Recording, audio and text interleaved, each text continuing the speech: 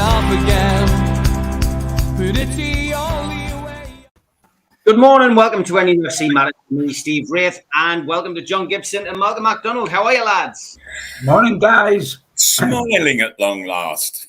Well, I think that's the first time this season that all three of us have predicted the right result.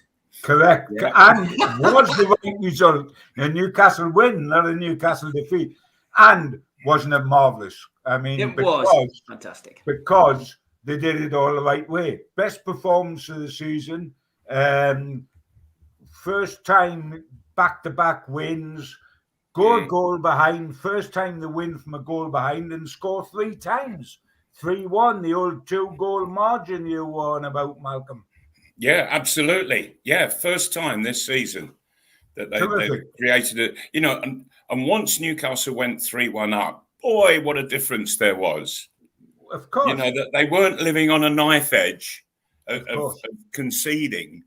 And neither were the fans, Malcolm. Sorry, John. Neither were the fans on a knife edge. The crowd. No, that's right. That's right. And the fans really enjoyed it. The noise was incredible in the stadium. Absolutely incredible. And all the new faces that were in the side and on the bench, they must have thought, wow, what a place to play this is. And it all augurs so well, I feel.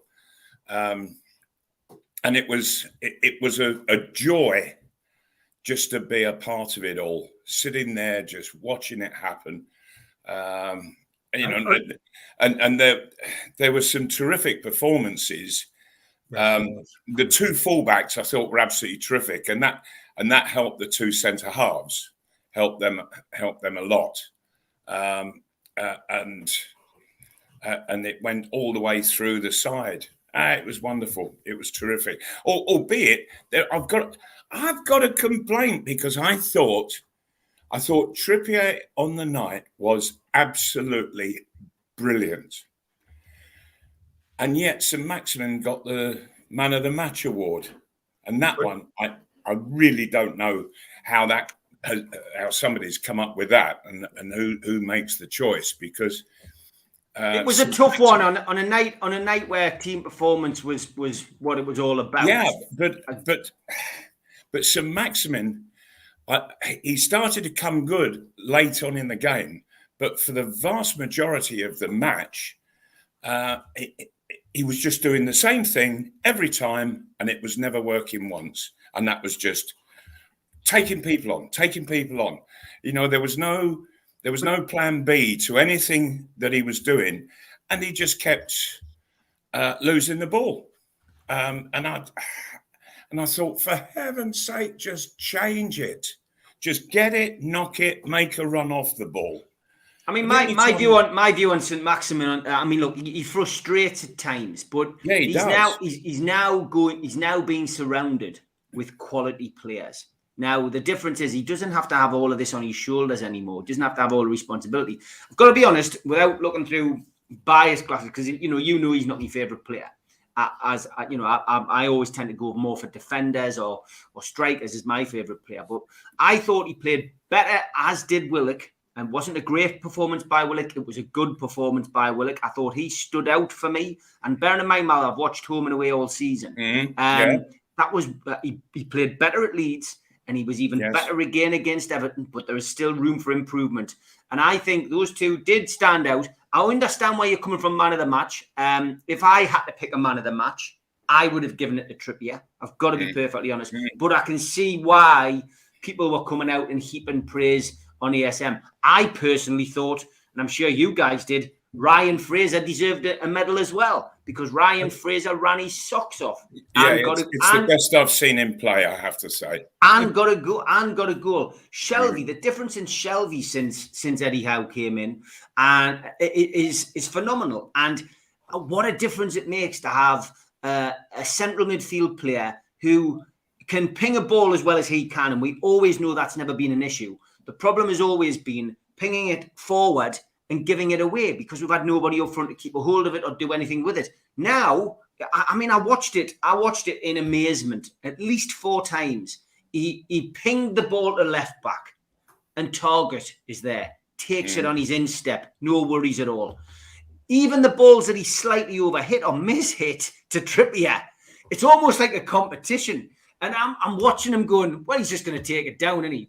You don't worry about him either, heading the ball out to give away a throw in a dangerous position or whatever, because Trippier just seems to have this knack.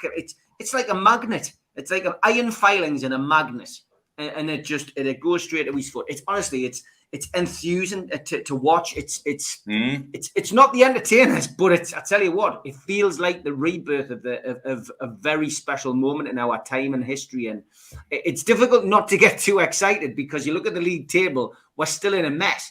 But wow, that was, following on from the Leeds game, a massive, massive turning point, lads. It really was. I think it was. And it's very difficult, It's harder to say. Between the pair of you, you've probably gone through about 7 names there of players playing well. And that's a reflection on the game. We had so many play exceptionally well, and even the couple that didn't were slightly above average. When you put all that together, you get a performance like we did. And as you say, Steve, sometimes you've got to settle back a little bit and say, whoa, wait a minute. We're getting carried away here, because all of a sudden we're the entertainers, we're unbeaten in 2022, which we are. I mean, I never thought of that one. I'm going to start using that. Yeah, there's another one for you, Stephen. I mean, it can get to where you've actually got to go away and pinch yourself to say, oh, wait a minute. Oh, and by the way, we're not in the bottom 3 for the first time since Bodicea was on a chariot riding down the Indian wall, so all of a sudden, if we're not careful, we'll make Europe. You've sometimes got to get a hold of yourself a little bit and think, boom, boom. And it's a cautious person in me. When I get elated about how we played, and I have been since the game, absolutely. I then suddenly wake up in a cold sweat and think, will we do it again against Aston Villa? We're not going to go back to the poor old times. And one of the interesting things that hasn't been a mention yet is that in doing it, we did it without 2 of the big hitters we brought in in January to help boost the side. That's Brazilian Bruno and the giant Geordie. Both of those weren't taking part in the game. Bruno come on for the last 2 minutes. So they're still there to be added to the flavour, and that does make you feel that much better. But I was still sitting last evening, guys, looking desperately to make certain that Norwich didn't win against Crystal Palace, and they were leading for ages. They should have lost because of the penalty. And that Leeds didn't win at Villa and get away from us, because we're still there or thereabouts, but heading in the right direction. Yeah, absolutely. There was one thing that somewhat concerned me. Newcastle aren't making chances from open play at all. The goals were 2 from corner kicks and one from a free kick, and there's no real support getting to Wood to help him out in any way, and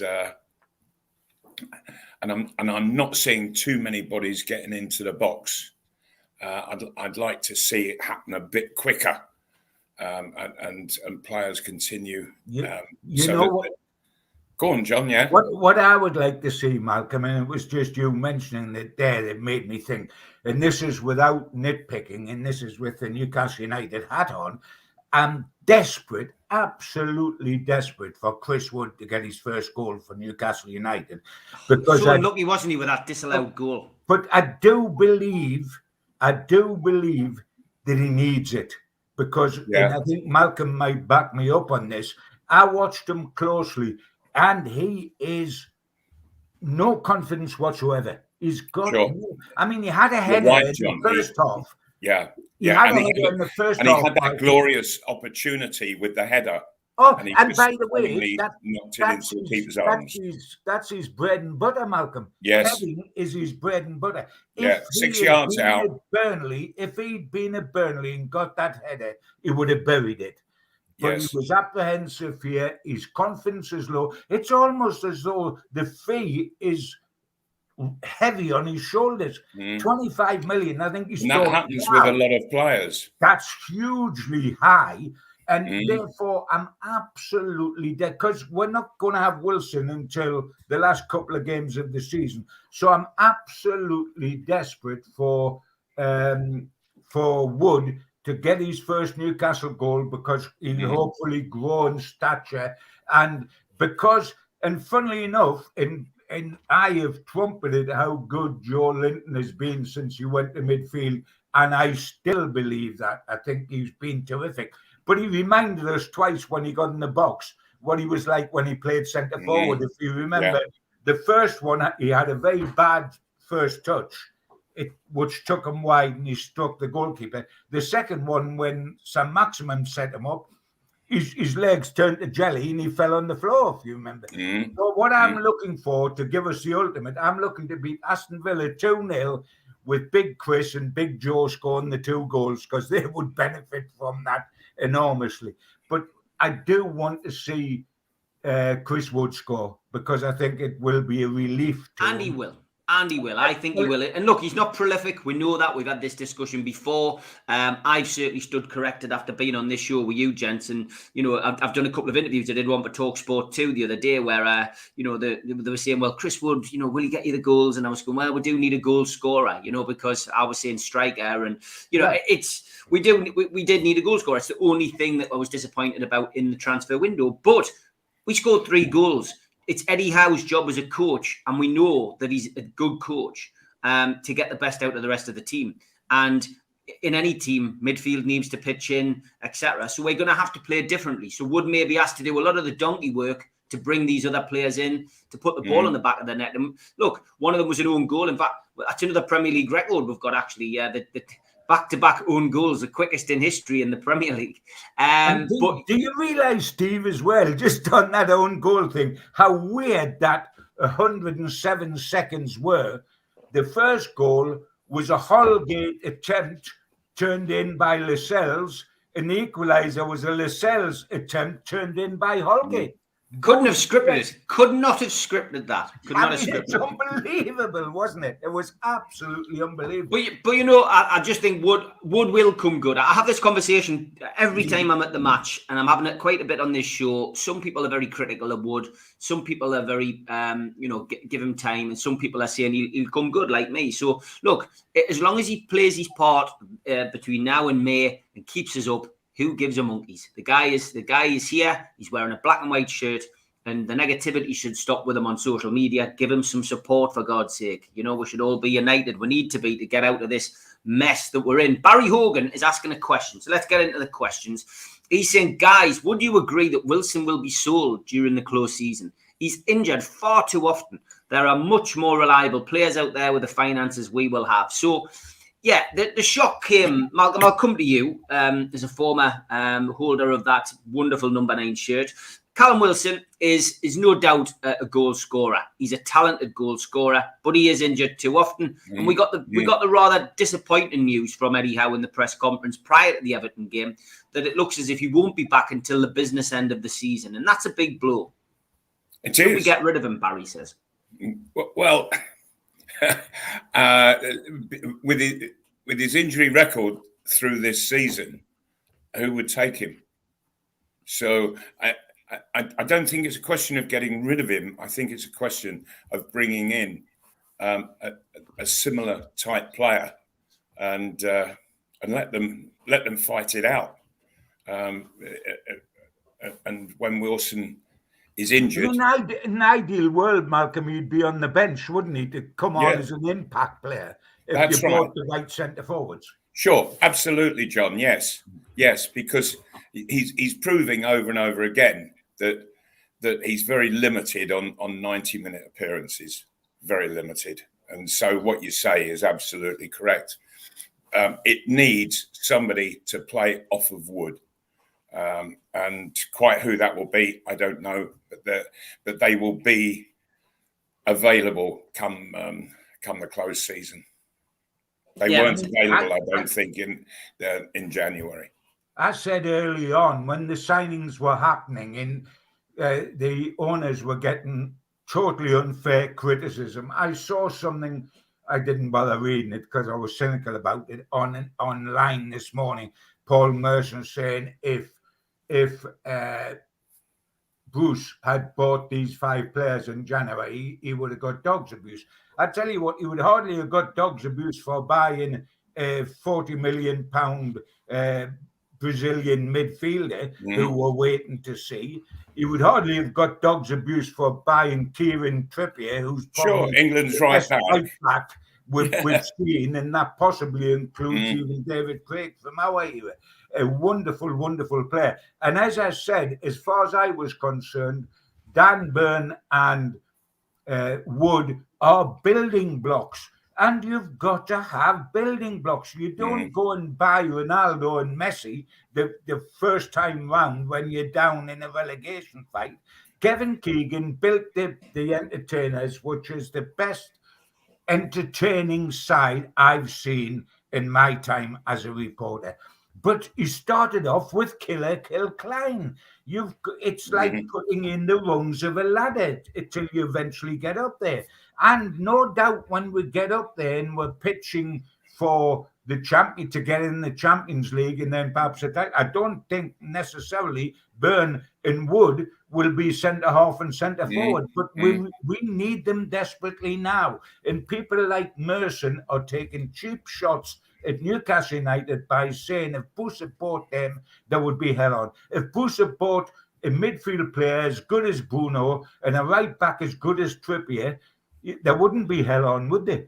I mean, they're 2 outstanding signings, and the other 2 guys are the building blocks, and the left back, who's excellent, is on loan. So, I mean, the criticism, all from outside the area, by the way, not from inside the area, if there was any criticism at all, and there will always be criticism, and this is not the fault of the owners because they tried, but it was that we didn't get another striker. That's the only criticism I think it's all legit. Yes, absolutely, John. But also, would it have mattered who Steve Bruce was purchasing to bring into the club when players were complaining about not being fit enough, not doing enough on the training pitches, not spending enough days working on their game? It was also lackadaisical then, that it was beyond a professional atmosphere. So it doesn't matter who you've got in the dressing room, how good a player they are. If they're not fit, they're not going to do the job, for heaven's sake. And I think that, and the, when the players sense that and they actually come out publicly and they say it, then you know that there's something seriously wrong. You can have a dressing room full of absolute great stars of the game, but if they're not fit enough, they can't do the job. Exactly. Question here from Tom Dixon. He says, with Matt Targett unavailable this weekend, who would you play instead of him? I'm hoping Dummett will be fit. Of course, Matt Targett is only on loan, as Malcolm's just mentioned, from Aston Villa, and that's how we play at the weekend. So who would you play, Gibbo? Good question. It depends on fitness. I think you would normally play Dummett if Dummett was 100% fit. But if he's anything not, with the record he's had this season, then he can't be risked, of course.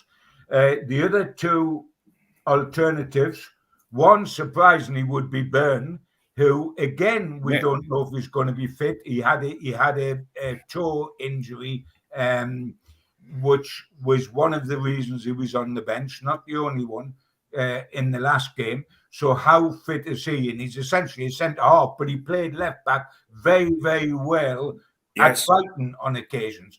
Not just on occasions, it was most of the first half of this season. Yeah, I think it was in a 5 at some stage. He bombed forward and was surprisingly good considering you're 6'7" and you're playing as a left back and bombing forward. Absolutely. But he did it ever so well. So there's Dummett a possibility if he's fit. There's Byrne a possibility if he's fit. But if they're not, then the obvious answer for me would be Manquillo on his wrong side, because he hasn't let Newcastle down. No, he hasn't, not at all. He did play left back just before the Taggart came in, etc. That's right, and did very well. Yeah, so that's the three, depending on fitness. And it may have to come down to Manquillo if there's a problem with the other two. Mm-hmm. Yeah, okay, that's great. Thanks for the question. Northumberland Geordie says, morning, fellas. What a performance on Tuesday. I watched Villa last night. They are suspect at the back. If ASM is on the same form on Sunday, he'll give them a torrid time. Gary says, morning, everyone. A bit of hope at last, but there's still a long way to go. Peter Robson echoes what a lot of people were thinking, I guess, when the team sheet came out. Got to say, I doubted Howe's starting 11, but I'm pleased he got it spot on. I won't be in a hurry to doubt him again. Hashtag trust the process. And Mark says, Trippier consistently performance-wise, yes, tremendous, but St. Maximin is different gravy, like proper beef joint gravy. Tell Jaime, he says, travelling back down yesterday after Tuesday's match, he lives in London, of course. He says, I got a strange look simply because I was smiling like a cat with cream. The whole team done what they should as a team. They were united. Dave thinks you were watching another game, Malcolm, with your opinions on Supermac. And Rohan says, I have to disagree, Malcolm. If Joe Linton could finish, he'd have had 3 assists. I'm not sure what he was talking about there. Vince says, Lascelles played great. Nothing he could do with an own goal and straight up the other end to correct it. And John says, a more mobile centre-forward and dynamic midfielder like Bruno will help ASM and give him better options. And some monkey suit says, to be fair, ASM put it on a plate like 4 or 5 times. What Alan St. Maximin must do is vary his game. Right now, every time he gets the ball in his feet, he does the same thing. He just wants to go on a mazy, beating as many players as he can. He's never looking for another option. He never looks to play a 1-2. He never looks to just get it, lay it off, make a run off the ball. The only time that he's actually running is when he's got the ball at his feet. And so it becomes very easy. It's so obvious to the defender as to how he's got to defend him. But I've got to say, Malcolm, I mean, I love forwards because they're the excitement. They're the glamour boys. They're the people that get my bum off the seat. All my time with Newcastle, I've adored forward players because they can give me the excitement. And this is showbiz. This is not a game, this is showbiz. This is entertainment football. And the one thing I've got to say with St. Maximin is, and I accept all the things Malcolm said, which is perhaps the reason why he's with us and not with a Champions League side. Yeah. But in our side, we can become predictable. We can become predictable. He is always liable to do something that's different. He's got the courage to take people on, and people that do that will frustrate. I can remember in the past you would get Chris Waddle would do something and he would look glorious and then he would frustrate. Ball players who don't want to just pass it on will always frustrate as much as they will entertain. And I think we're being a bit harsh on St. Maximin. I've criticised him in games leading up to this one we've just had when I felt his body language was all wrong. I think he's been galvanised by the signing of Bruno, who he knows how good a player he is, from France, where he was playing and where St. Maximin belongs. And I think he's been galvanised and he thinks that we've got a chance of staying up, etc., etc. And I think while you may know that he's going to come in and check in and come in on the right and not cross it, I see defenders standing in front of him when he's on the hoof and moving, and they are terrified. Yes. They are absolutely terrified that he's going to make them look like a dummy. And some of them almost screw themselves into the ground, wondering what's going to happen next. And I think without that unpredictability, we would look a bat and pad side. And you need some unpredictability, or you need a great centre forward who's a natural finisher, like the wonderful number 9s we've had in the past, who will produce that fear factor inside. Mm. So I mean, I was actually delighted with him. I must be truthful the other night, as I was with Trippier. I thought they were the two absolutely outstanding people. But then I could talk about Willock, I could talk about Fraser, I could talk about Target, Lascelles. You almost were able to go through every single one of them and give them a tick. And that is what the difference was on the night. And I just need guys to see it again against Aston Villa, don't we? I think very much so. Villa will be harder. Villa will be harder than Everton because Gerrard's been there longer than Lampard has. He's worked with them more.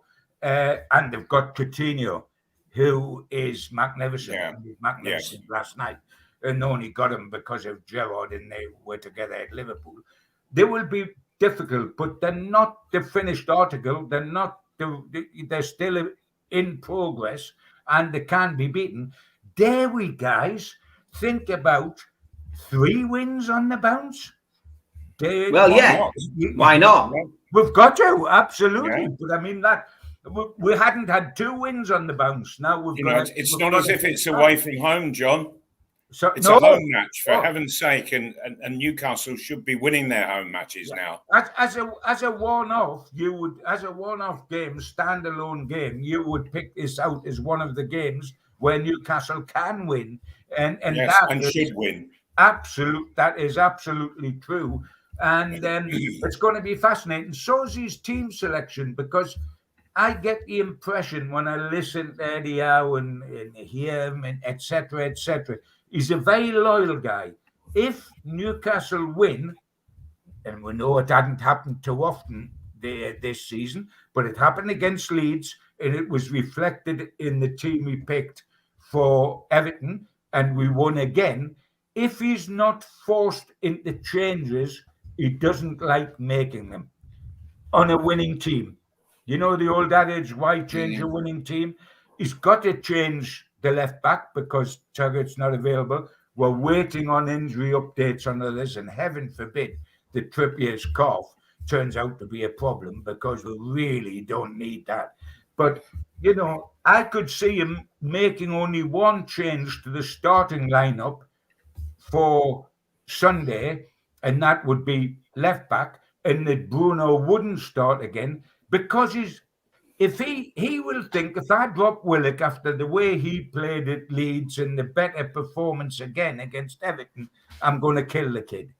And he thinks that over. And I don't think he will then drop him. I think he'll keep his powder dry. He might bring him on for a lot longer. But we've won 2 on the belt, and I can see him only making one change, and that, if everybody's fit, one change, and that would be left back. Yeah, as last week was an interesting show when we got a photograph, if you remember, of Malcolm in Athens. We did. Well, this seems to have caused some kind of flurry of activity amongst NUFC matters people who sit at home. So I was sent this to start with. Which one's Malcolm? Now, this is a black and white photograph which I was sent, and I was sent this one as well. Yes, and I still don't recognise him. Yeah, but basically it was from John Kewen on Facebook. He says, "Hi, Steve. Hey, what a brilliant night last night. A much needed 3 points. Long may the improvement continue. I just wanted to say I thoroughly enjoyed the show last week with Supermac and Gibbo, especially Malcolm doing his best Judith Chalmers impression on his Athens travels. So here's another gem for you.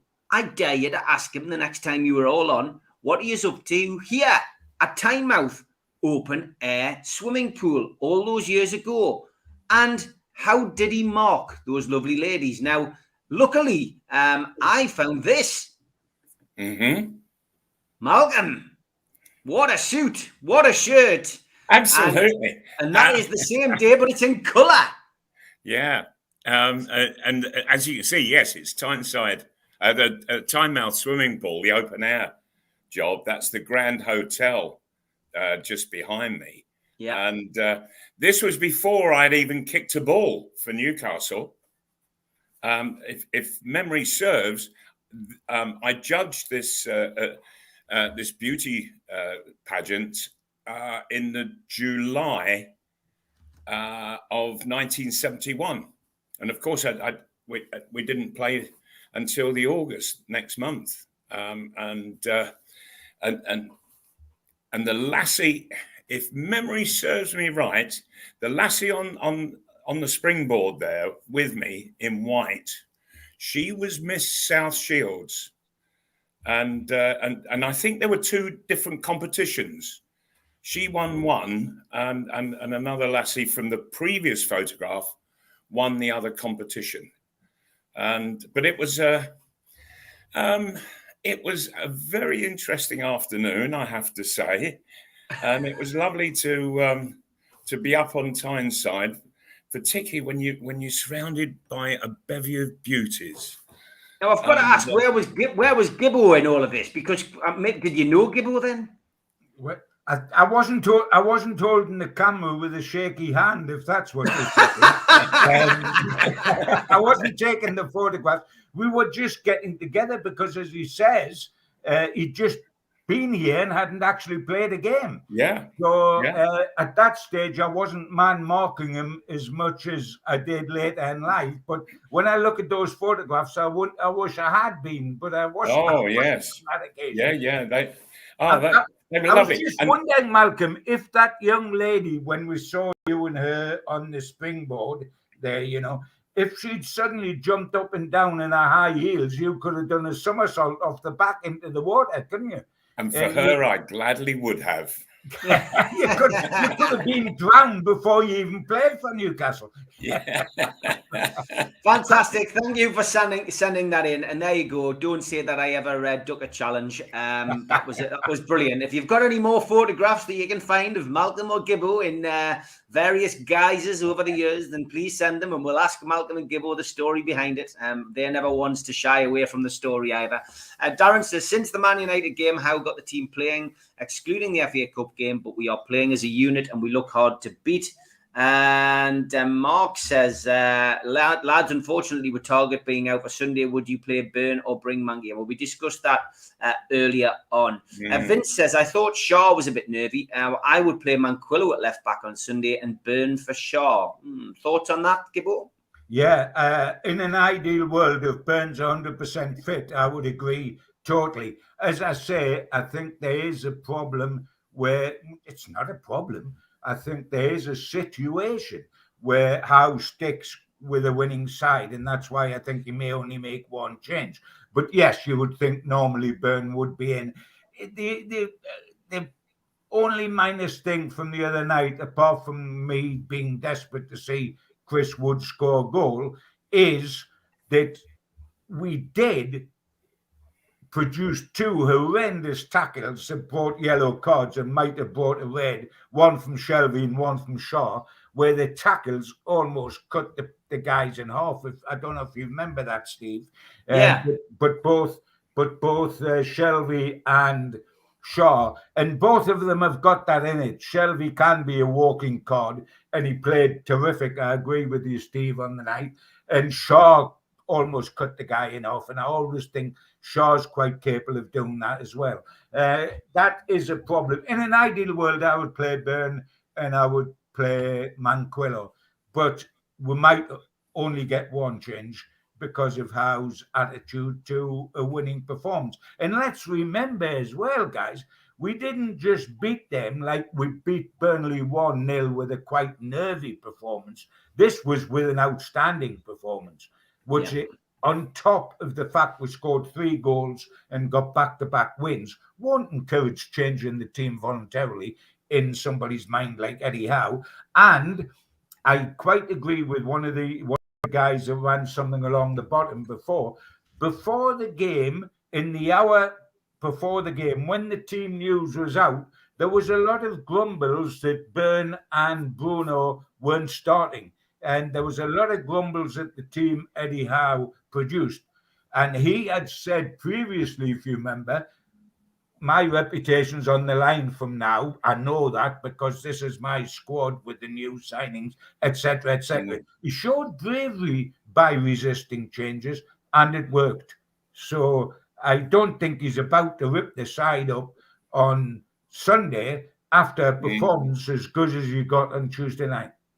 Yeah, okay, that's fantastic. It's quite telling that a previous record signing is now not even in the side and looks that he doesn't fit, Mr. Almiron. I think he'll go in the summer. I've got to be honest, John, when I was looking through me, coming up with a team the other day for the show, I completely forgot, John, that Almiron was even in the running. That's damning, isn't it?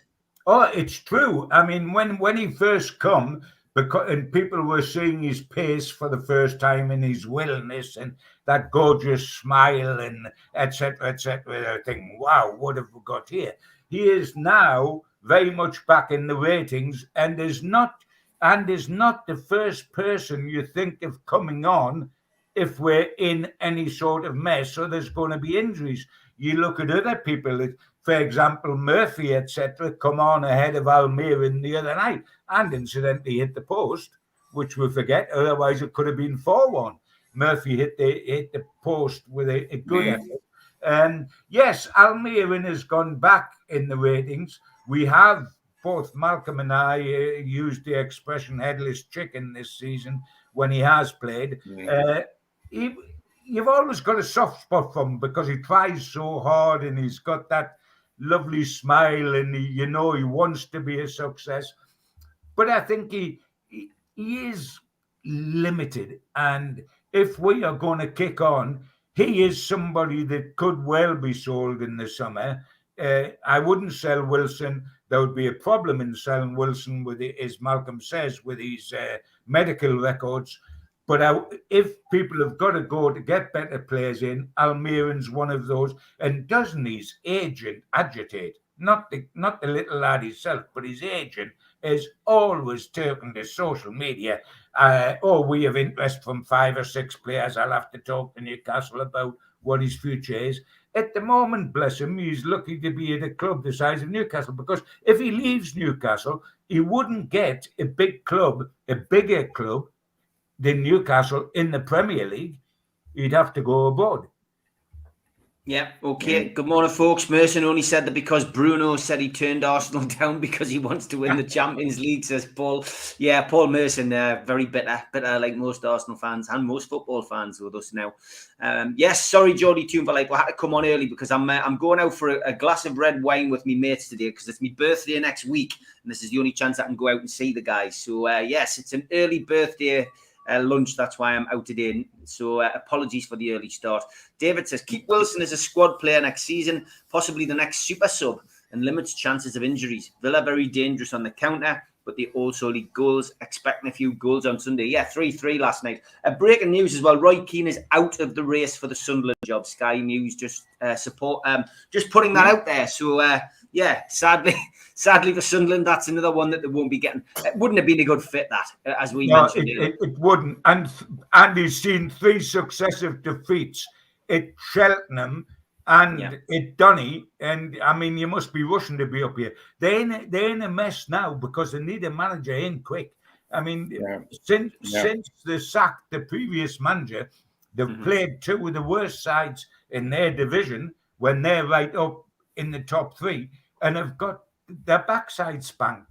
So, but anyway, that's their problem. That's their problem, not ours. And I often forget about them as much as I tend to forget about Almiron, I think. So, this is a good question. So, Monkey Suit, who do you take out to accommodate Bruno, Malcolm?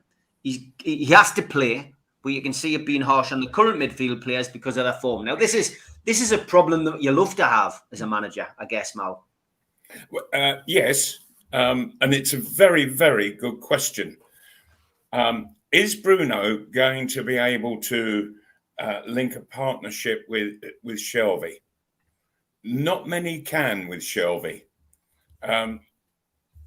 Or does Bruno want to be the more dominating central midfield player, and therefore Willock would be a good foil for him? I don't know.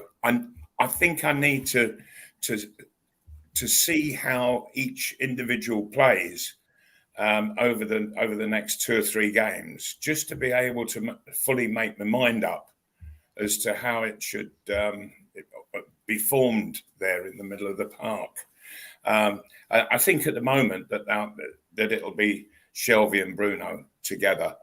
But who's going to dominate? It's going to be an interesting one. Yeah. John, what about you? Yeah, I've got a feeling, and it's only a feeling, that Eddie Howe might resist starting Bruno on Sunday because it would kill Willock to drop him, and Howe doesn't do that with a winning team. I think right now in Eddie Howe's mind, when Bruno is ready to come in the team, and I think he'll come in the moment Newcastle don't win. You know, if Newcastle lose, I'm not talking about Aston Villa, I'm talking about maybe West Ham the next game. If Newcastle lose, etc., Bruno will be straight in. And in the mind of Eddie Howe at the moment, I believe his partner would be Shelvey, because he loves Shelvey for his range of passing. And Bruno isn't that sort of midfielder. He's not a 60-yard passer. He's a short passer. He passes short. He's terrific at scratching for the ball, winning it and giving it simple and keeping play moving. Very, very good player, but in no way is he exactly the same player as Shelvey. But of course, form will decide who goes with. Yeah, absolutely. I'll tell you what I did notice in the couple of minutes that he was on against Everton, and that was he just did a couple of things with a real bit of skill, and you could see the Newcastle players go, "Oh, this fella's good," you know, and so it's whetting all the players' appetites for when he is in the side. They want to play with him, that's for sure. Yeah, okay. Plenty of questions coming in. Lots of people asking whether we would play Bruno. Again, like we've covered that, Tom, today. John says he set up Fraser. He also created Murphy's chance when he hit the post. He's adding to his end product. He's our second top scorer too. Just talking about ASM, I think. This was one we got the other night on the show. Let's ask about this. If we got a bid in for St. Maximin, would you sell him, John? Now, the bid that was mentioned last night on the show was £100 million. If somebody came in and offered £100 million for ASM, would you take it in the summer? Well, first and foremost, nobody's going to offer £100 million for ASM at this stage of life, unless you've got so much money. For £100 million, you would go and try to get an already established top, full international playing for his country and at the top of his game. Right now, forget the fee, because yes, most clubs would take £100 million for maximum if you're talking about value for money, because you wouldn't yet pitch him in the £100 million class. You wouldn't yet do that, because to do that you need consistency, and that is missing from St. Maximin's game. Right now, if I'm the owners of Newcastle and it comes to the summer, I wouldn't be looking to get rid of St. Maximin. I'd be looking to get rid of a lot more players before St. Maximin, and I'd be looking to get much better players in. So I wouldn't sell him, and Newcastle don't need to sell him financially. They don't need the money. Ashley would have sold him. Ashley, for £100 million, Ashley would have been up here putting the brown paper parcel in the string on him and taking him down to the post office to get £100 million. But this is different. I wouldn't sell him as we stand this summer. If I was Newcastle, I would look. If a dozen players that's in the club now before St. Maximin, and look to get better players in, because better players might also inspire St. Maximin. And I think he is getting better in getting his head up and seeing people. He produced some assists the other night. I mean, the goal that Fraser got. He got to the byline in the tightest situation that was possible, looked up and clipped the ball across, and in the mayhem, Fraser scored. So, no. Simple answer, I wouldn't. What about you, Mal? certainly there's no need to sell St Maximin. And also, I think that he's got an awful lot more yet to give. He's not sure what it is yet, but he's learning all the time. And I would just like to see him mix his game up a little. But you can see that at the moment he's testing himself in the way that he goes on these mazy runs. He's testing himself out to just. Now we can't blame Billy the dog. Oh, you're back, Malcolm. You froze there. You froze. Oh, right. You're back. You're back. Oh, did I? For just a moment, Malcolm, you looked a bit like Joe Linton in the 6-yard box. Yeah. You froze. Not only frozen, but did I have a scared look on my face? Go on, Mark. Continue. Well, with St Maximin, he doesn't know yet in himself how far he can go, just what his boundaries are. And Newcastle, they're going to allow him to do that. Plus the fact, as John said, that the club doesn't need the money. And if you were to sell St Maximin for 100 million, what are they going to do with 100 million? Well, it's when they've got absolute fortunes in the bank already. It's a pointless question, simply because of the wealth that is backing Newcastle United. I think what the people are looking to do, who are running things at Newcastle, is build, not destroy.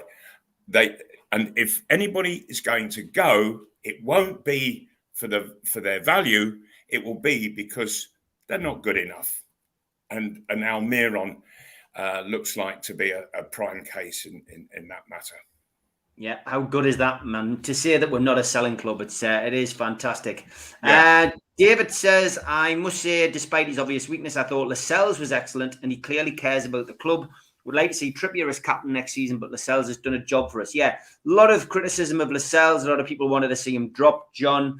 But you couldn't fault him. And my point that I made on the show with you guys and have made on subsequent shows is that when the responsibility of captaining the team and being centre half isn't on his shoulders, and he's playing along somebody who's maybe a bit more experienced and who can take a little bit of the weight on. He seems to play better, and Trippier is guiding that back four now. He's vocal. He is telling people what to do. He is telling the midfield to come back and defend. He is pushing people forward. He's keeping them in a line. He's calling the offsides. He's taking the free kicks. He's doing the job that Lascelles, as a captain, you would imagine, apart from taking free kicks, would do. He's the responsibility is not all on his shoulders, and I think that's why Lascelles probably has played better in the last two games. He's a natural leader, Trippier, and he's inevitably the next captain of Newcastle United whenever that happens. And I certainly think Howe will probably leave it to happen in the summer. Don't kill Lascelles like a humiliation of taking the captaincy off him and ask him to play the next week and save your side at centre half. I think he'll leave it till the summer when, if you remember, was the time you make the big decisions, like you take the number 9 shirt off Joe Linton, etc., and change the situation and give Joe Linton that relief. And I think although Lascelles might be hurt if he wasn't captain initially, because he's had pride in being the captain, he would benefit from it. Trippier, and I think what Malcolm mentioned, having the two fullbacks has helped the two centre halves. The two new fullbacks has helped the two centre halves unquestionably. I have been a great critic of Lascelles, but I thought he was terrific the other night. The own goal was never his fault. I mean, he couldn't get out the way when the ball come back. And initially, wasn't it wonderful? I think it was Shaw and Target. They got back on the line to block the ball on the line. They did terrific. If you watch that incident again, our two to get back on the line and block the initial effort from Aldgate, which then bounced out and hit Lascelles and went back in, was terrific and was great comradeship and working for each other. But Lascelles then towering header onto the bar, which produced the own goal at the other end, and generally did very, very well for us. And I said on this programme last week, etc., when Byrne comes in, I think the partnership will be Byrne and Lascelles, and Shaw will be the one that goes out. But of course, we're delighted to see Lascelles do so well. Of course, we're delighted to see Willock do so well, as we were delighted to see Joe Linton a little while back do so well, and Fraser do so well, because these are players that hadn't done well consistently for Newcastle in the past. But if we're to get to where we want to go, we need them to produce like that. That's why I want to give Wood his first Newcastle goal, because he might blossom in the way the lads we've just talked about blossom.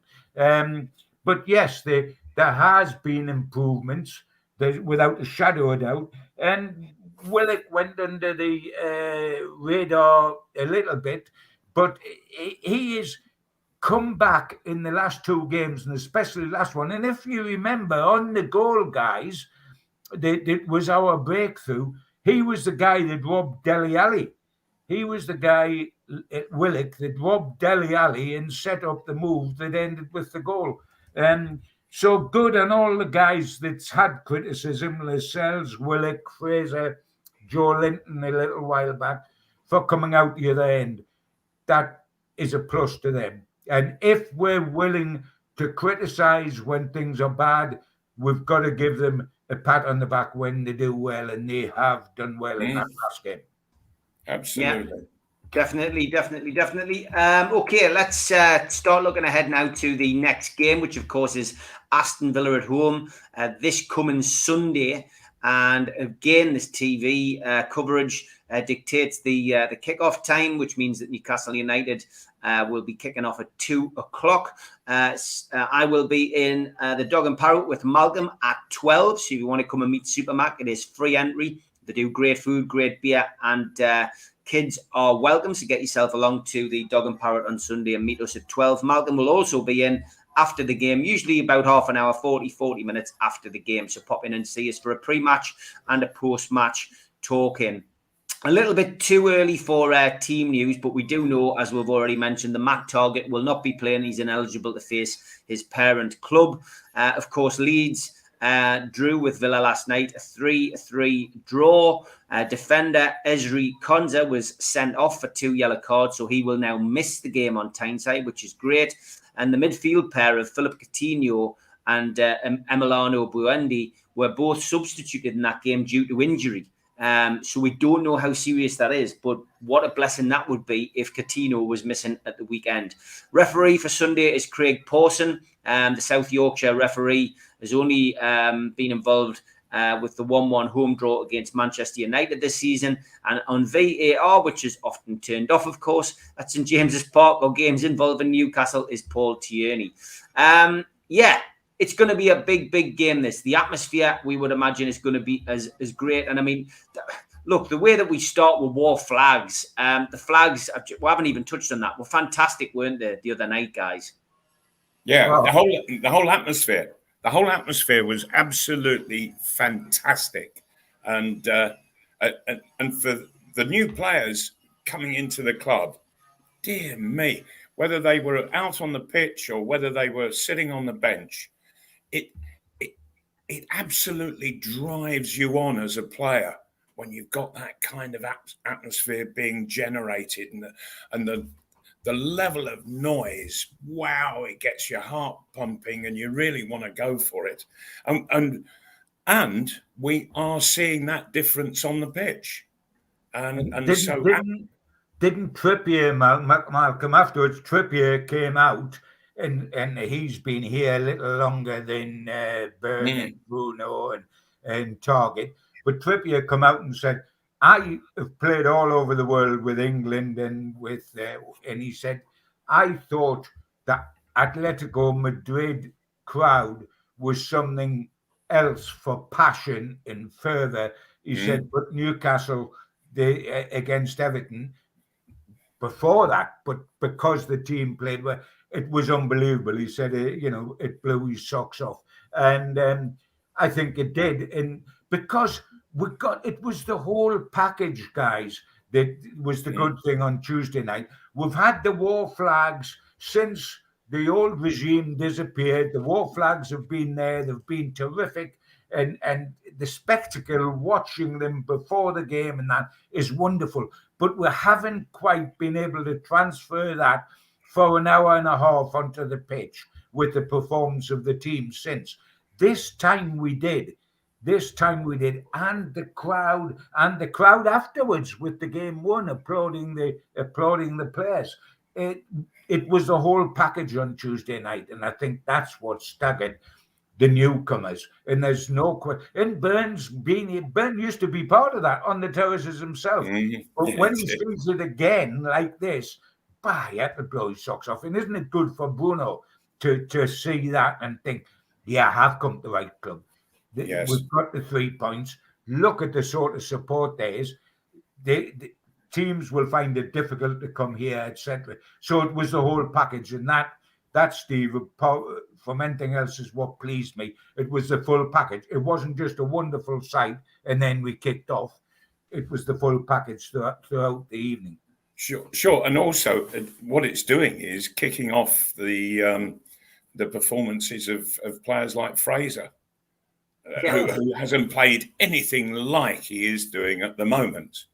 I've accused him of not even trying on occasions, because that's exactly how I saw it and what I felt about him. But no, he's really doing the business. And I saw a comment about him taking a fair amount of physical stick, and that he should be more protected because he's small. That doesn't work in football, and he's got to work out how he can punish the people who are kicking him. That's always the best way to do it. Tony Green did that, Malcolm. Tony Green did that. That's right. Absolutely. Yeah. You can kick me all over the place, but I'm going to stick a 30-yarder in the top corner. I tell you who did. That's the way to punish. I tell you who did that as a young man as well, Malcolm, and you as a young man when he was here, and that was Cristiano Ronaldo. He took some stick and he just got back up and said, "Come on." Yes. Oh, yeah. He thrived on that, and a lot of players do. I did as well. I thrived because players were coming and they were giving me verbals. They were physically kicking me all over the place. And instead of getting angry, I took it as a compliment. I took it as a compliment that was the only way that they felt they could stop me. And it was and so I determined that it was never going to be enough to do that. And in the end, you win out, and you create fear rather than anything else in them. Yeah, you do. Okay, lads, let's get a prediction from you. I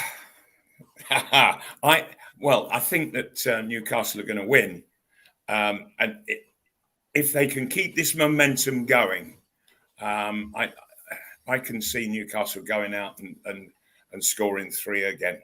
I really can, and it's a question of keeping the Villa numbers down.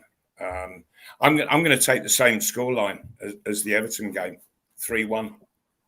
Okay, Malcolm, that's a great prediction. Gibbo, are you going to go with the same kind of optimism? In terms of Newcastle winning, yes. I think Newcastle will win. I think they've got the bit between their teeth. Good gracious, do you think we would have all been forecasting 3 months back that Newcastle would win 3 Premier League games on the trot? It's wonderful, isn't it? It's absolutely wonderful. I'm taking Newcastle to win. I do think Villa will be harder to overcome than Everton, because I think they're more organised and they've got better players. I would half like Coutinho to be out, but I'm presuming there's a very good chance that he won't be. And I'm going to go 2-1. But like Malcolm, I'm going for a Newcastle win. And I know I'm going to ask you, Steve, because sometimes you don't tell us what you think. And I know you're going to say a Newcastle win. I'm going to wait for the score. Come on, mate. Yeah, I'm definitely going for a win. You know what? It would have been different had I not witnessed the 3-3 draw with Leeds last night. And I think Malcolm's optimism is pretty deserved. I think I'm going to go for a more conservative 2-0. 2-0, yeah. 2-0 I'm going to go for. In lots of ways, for me, that would be the perfect score because we've won, would have a 2-goal margin, would have kept the clean sheet. That would, and as I said earlier on, I would have just to put ice cream on the top of the cornet. If Joe Linton and Chris Wood scored the 2 goals in Steve's 2-0 to give them the confidence that they can do that, that would do for me. So I would love, I've gone 2-1, but 2-0 with the 2 big lads scoring, sure. Great stuff as always, gents. Thanks for your time. I'm going to play out with the adverts. We'll see you next week, Gibbo. See you next week, Mal. Take care, boys. We've kept the faith. Thanks to all our sponsors. First up, Spider VPN for all your internet security. Google Spider VPN. They are the boys to trust. They come up at the top of the Google network search. Thanks also to skipsandbins.com. Telephone 0800 25 45 25 3. Email inquiries at skipsandbins.com. Website www.skipsandbins.com. Easy, contract free and pay as you go. Waste collection. Thanks also to L&G Family Funeral Directors 01913897245 and to Garden of Healing Dispensary, CBD hemp and cannabinoid specialists, www.thegohd.com. Thanks to Arcot Interiors. You can Google them and they come up at the top of the search list also. You can also find them on Heaton Road and they are currently hiring and looking for fitters. So contact Arcot Interiors if you are available to help them with that particular trade. qtechshop.co.uk are the makers of pool tables and snooker tables in Wallsend, Newcastle, and also the guys who run our website. Jab Signature, you can find them at jabsignature.co.uk. Thanks to Media Arts for all of our video editing. And thank you to newworkwear.com, the specialists in the supply and branding of clothing for the workplace, for providing me with my new jacket. And if you want to subscribe to the show, hit the Newcastle Legends logo in the bottom right-hand corner and you can subscribe for free. We still do 7 shows a week and we do some true crime stuff as well. Hit the thumb up under the video to like the video, click share to your social media and drop into the comments box to speak to like-minded Newcastle fans or to leave a question. We're also available as a podcast on iTunes, Spotify and other podcast providers. If you put your phone over this QR code, it will take you straight to our website and you become a Newcastle and UFC Matters member. You get a cup, you get a pen, you get a scarf and entered into our monthly draw where you can win some fantastic prizes. We also do live events and each pre-match and post-match you can find us at the Dog and Parrot, and Supermac gives us a talk about the game ahead. There is good beer and there is good music and there is a pool table and kids are welcome. So get yourself along to the Dog and Parrot each match day in Newcastle City Centre. We also support the food bank on this channel, nufcfansfoodbank.co.uk. You can find the matchday bucket, which is operational 365 a year, and you can make a virtual deposit. If you want to find us on Facebook, then just search NUFC Matters. We have a page and a group. And if you want to follow me on Instagram, search Steve Wraith. And if you want to follow me on Twitter, search @Steve Wraith.